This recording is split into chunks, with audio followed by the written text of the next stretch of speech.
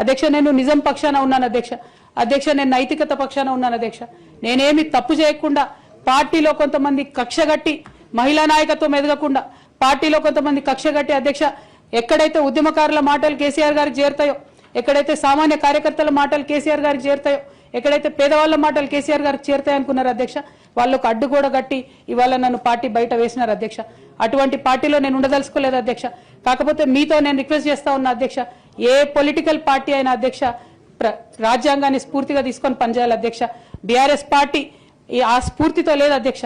కాబట్టి నేను ఈ రాష్ట్రంలో మహిళలకు కొంత ఇన్స్పిరేషన్ ఇవ్వడానికి అధ్యక్ష, ప్రజలకు ఓవరాల్ గా సేవ చేయడానికి అధ్యక్ష, ఇప్పుడు కాంగ్రెస్ పార్టీ చేస్తున్న విధానాలకు ప్రధాన ప్రతిపక్షం అధ్యక్ష ఇవాళ లేనేలేదు హౌస్ లో, నిన్న మొన్న అసెంబ్లీ నడిచింది అక్కడ లేనేలేదు అధ్యక్ష.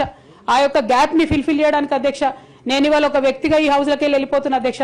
కానీ నేను ఒక శక్తిగా ఫ్యూచర్ లో చట్టసభలకు తిరిగి వస్తా అధ్యక్ష. డెఫినెట్ గా ఒక పొలిటికల్ సిస్టమ్ ని క్రియేట్ చేస్తా అధ్యక్ష ఈ స్టేట్ లో, చేసి ఖచ్చితంగా ఒక శక్తిగా నేను తిరిగి వస్తాను అధ్యక్ష.